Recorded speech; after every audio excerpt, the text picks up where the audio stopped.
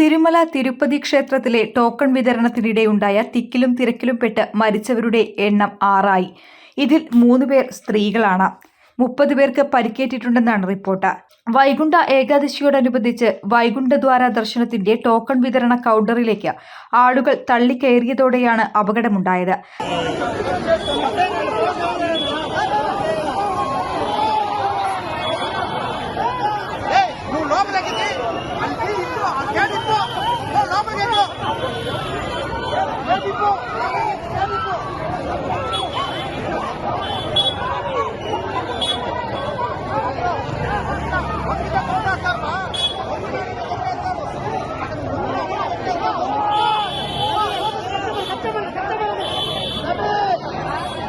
രാത്രി 8 മണിയോടെയാണ് ടോക്കൺ വിതരണം ആരംഭിച്ചത്.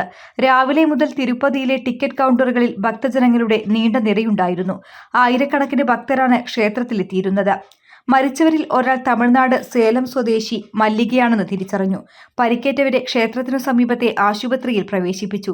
ദക്ഷിണേന്ത്യയിലെ ഏറ്റവും വലിയ തീർത്ഥാടന കേന്ദ്രങ്ങളിൽ ഒന്നാണ് തിരുപ്പതി.